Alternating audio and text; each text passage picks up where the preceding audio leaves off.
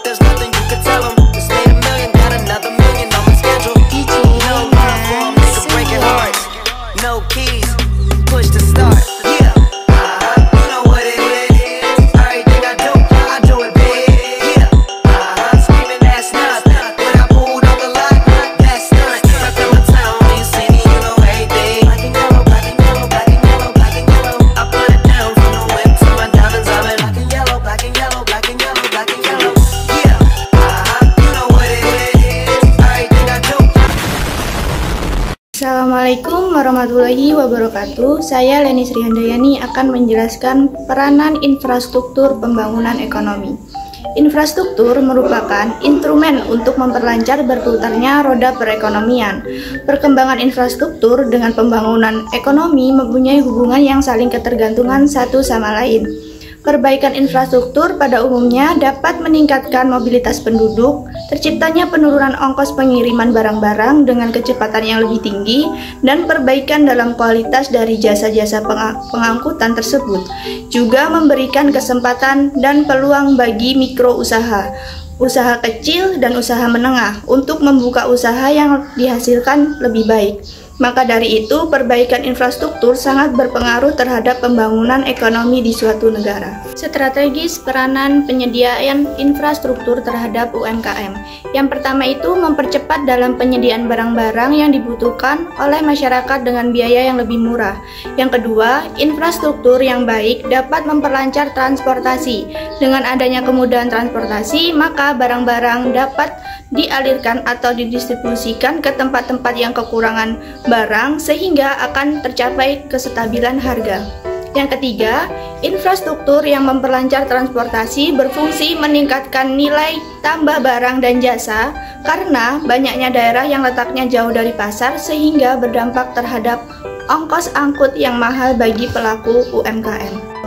Saya Tria Wulandari akan menyampaikan materi yang kedua, yaitu tentang arah pengembangan koperasi sebagai badan usaha. Pengembangan ekonomi harus mendorong demokrasi ekonomi untuk keseluruhan masyarakat dengan memperhatikan peningkatan pendapatan dan mengurangi ketimpangan.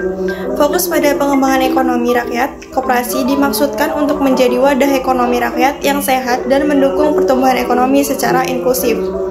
Peran koperasi dalam pembangunan ekonomi daerah, terutama dalam meningkatkan pendapatan masyarakat, sangat penting, terutama untuk usaha mikro. Namun, koperasi juga menghadapi tantangan seperti 1. Penurunan sumber daya manusia pasca reformasi dan otonomi daerah. Hal tersebut mengacu pada fakta bahwa setelah reformasi dan pemberian otonomi daerah, dukungan dari pemerintah dalam hal pendidikan dan pelatihan untuk sumber daya manusia koperasi mengalami penurunan. Ini berarti bahwa program-program pembinaan dan bantuan yang sebelumnya diselenggarakan oleh pemerintah untuk meningkatkan keterampilan dan pengetahuan anggota koperasi mengalami pengurangan atau tidak dilaksanakan sepenuhnya. Akibatnya, anggota koperasi tidak lagi mendapatkan kesempatan yang memadai untuk meningkatkan keterampilan dan pengetahuan mereka, yang berpotensi mempengaruhi kinerja dan pertumbuhan koperasi secara keseluruhan. Yang kedua yaitu migrasi tenaga kerja ke usaha mandiri. Migrasi tenaga kerja ke usaha mandiri adalah saat individu meninggalkan pekerjaan di koperasi atau perusahaan untuk memulai bisnis sendiri. Biasanya karena dorongan untuk mandiri atau melihat potensi keuntungan yang lebih besar. Hal ini dapat mengurangi jumlah anggota atau tenaga kerja dalam koperasi dan mempengaruhi kinerjanya. Yang ketiga yaitu pasar koperasi dihadapkan pada pasar yang semakin kompetitif tanpa perlindungan dan bantuan dari pemerintah, sehingga koperasi harus berhadapan dengan pemilik modal kuat yang menguasai pasar dan teknologi. Maksudnya adalah pasar koperasi menghadapi persaingan yang semakin ketat karena kurangnya perlindungan dan bantuan dari pemerintah. Akibatnya, koperasi harus bersaing dengan pemilik modal kuat yang dominan dalam pasar dan memiliki akses lebih baik terhadap teknologi. Ini membuat koperasi kesulitan untuk bertahan dan berkembang karena terbatasnya sumber daya dan akses terhadap modal serta teknologi yang diperlukan untuk bersaing secara efektif dalam lingkungan pasar yang kompetitif tersebut. Saya Mayana Hidayati, di sini saya akan menjelaskan tentang anggaran dasar koperasi. Anggaran dasar koperasi yang pertama ada anggaran dasar adalah keseluruhan aturan yang mengatur secara langsung kehidupan koperasi dan hubungan antara koperasi dan para anggotanya. Anggaran rumah tangga adalah himpunan peraturan yang mengatur urusan rumah tangga sehari-hari yang merupakan penjabaran lebih lanjut dari anggaran dasar. Kemudian yang kedua, cara penyusunan ADART antara lain. Yang pertama, ADART koperasi disusun oleh mereka yang akan mendirikan koperasi. Kedua, ADART dibahas dan diputuskan dalam rapat pembentukan koperasi. Dan yang ketiga, dalam penyusunan ADART koperasi. Kemudian ada tujuan penyusunan ADART antara lain. Yang pertama, menunjukkan adanya tata kehidupan koperasi secara teratur dan jelas. Yang kedua, menjadi peraturan bagi perangkat organisasi dan pengelola koperasi dalam pelaksanaan kegiatan organisasi. Yang ketiga, mewujudkan ketertiban dalam pelaksanaan kegiatan organisasi. Yang keempat, menjadi dasar penyusunan peraturan dan ketentuan-ketentuan lainnya. Kemudian dasar hukum koperasi terdapat dalam surat Al-Maidah ayat 2 yang berbunyi Bismillahirrahmanirrahim wala ta'awanu 'alal ismi wal 'udwan wattaqullah innallaha syadidul 'iqab, yang artinya tolong menolonglah kamu dalam mengerjakan kebajikan dan takwa, dan jangan tolong menolonglah dalam berbuat dosa dan permusuhan. Bertakwalah kepada Allah, sesungguhnya Allah sangat berat siksanya. Al-Ayah. Dalam surat Al-Maidah ayat 2 menjelaskan tentang sikap saling tolong-menolong. Di dalam surat Al-Maidah ayat 2 dijelaskan perilaku tolong-menolong merupakan kunci membangun kesuksesan di dunia dan di akhirat. Surat Al-Maidah ayat 2 di atas menegaskan bahwa sikap saling tolong-menolong yang dibenarkan dalam Islam adalah menolong dalam kebaikan dan ketakwaan. Tolong-menolong dalam hal kemungkaran dan keburukan tidak diperkenankan dalam Islam. Membangun dan mengembangkan potensi dan kemampuan anggota pada khususnya dan masyarakat pada umumnya guna meningkatkan kesejahteraan sosial ekonominya merupakan salah satu sikap saling tolong-menolong antara manusia dalam kebaikan dan merupakan salah satu fungsi dari koperasi itu sendiri, karena koperasi juga bisa menjadi mediator antara penyandang dana dan pengguna dana untuk mewujudkan kesejahteraan masyarakat ataupun anggota. Saya Niken Arta Kurnia ingin menjelaskan tentang regulasi pemerintah terhadap koperasi di Indonesia. Regulasi pemerintah terkait koperasi di Indonesia mencangkup berbagai undang-undang, peraturan, dan kebijakan yang diatur pendirian, pengelolaan, dan perkembangan koperasi. Beberapa regulasi yang penting dalam konteks ini antara lain yang pertama yaitu pelaksanaan koperasi di Indonesia harus berdasarkan pada prinsip koperasi. Berdasarkan Undang-Undang Nomor 23 Tahun 1992 tentang perkoperasian terhadap 5 prinsip koperasi, yaitu keanggotaan bersifat sukarela dan terbuka, pengelolaan dilakukan secara demokratis, pembagian sisa hasil usaha dilakukan secara adil sebanding dengan besarnya jasa usaha masing-masing anggota, pembelian balas jasa yang terbatas terhadap modal, serta kemandirian. Selain itu, koperasi juga menjalankan tugas koperasi. Terdapat 7 tugas koperasi Indonesia, yaitu memperbaiki produksi, kualitas harga koperasi, distribusi harga, meminimalisir rentenir, dan memperkuat pemodalan serta memelihara lumbung.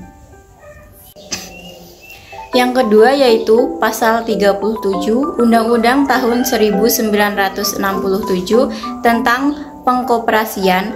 Pemerintah berkewajiban untuk memberikan bimbingan, pengawasan, perlindungan, dan fasilitas terhadap koperasi serta memampukannya untuk melaksanakan Pasal 33 Undang-Undang Dasar 1945 terutama butir. Peraturan Daerah tahun 2009 Kota Bandung tentang penataan pasar tradisional, pusat pembelanjaan dan toko modern. Pasal 24 butir 1 pemerintah daerah membantu melaksanakan pembinaan dan pengawasan pasar tradisional dan pasar modern. Pelaksanaan mekanisme pengawasan pun diserahkan kepada pejabat yang dituju oleh wali kota selaku pelaksana ketentuan mekanisme pemberdayaan dan pengawasan. Saya Resta Afidayanti. Di sini saya akan menjelaskan tentang peranan pemerintah dalam pembinaan koperasi. Pemerintah sebagai pembina dalam membina koperasi mendasarkan pada falsafah ing ngarsa sung tulodo, ing madya ambangun karso, dan tutwuri handayani, yakni di depan memberi contoh atau ing ngarsa sung tulodo, artinya pemerintahan membina koperasi dengan jalan memberikan contoh-contoh yang baik, meliputi bimbingan pengawasan, memberikan fasilitas untuk membangkitkan kemampuan koperasi agar dapat bertindak sendiri. Kemudian di tengah membangun kemauan atau ing madya ambangun karso, artinya apabila di tengah-tengah untuk dapat membangunkan kemauan koperasi harus selalu berusaha untuk maju atas kekuatan sendiri. Kebijakan yang dilakukan pemerintah di kalangan koperasi yaitu penerangan, pendidikan dan latihan, penyuluhan, yaitu latihan pendidikan, kemudian mendorong diri dari belakang dengan memberikan dorongan dan kekuatan atau tutwuri handayani, artinya kegiatan pemerintah yang berusaha untuk mendorong tingkat perkembangan dan kewajiban koperasi. Kemudian pemerintah berkewajiban untuk memberikan bimbingan, pengawasan, perlindungan, dan fasilitas terhadap koperasi pasar tradisional untuk melaksanakan pasal 33 UUD 1945. Pemerintah tidak dapat bersikap pasif melainkan bersikap aktif, karena sikap pasif dalam hal keadaan koperasi mempunyai banyak kelemahan dan dengan sendirinya pemerintah membiarkan lambatnya pertumbuhan dan perkembangan koperasi.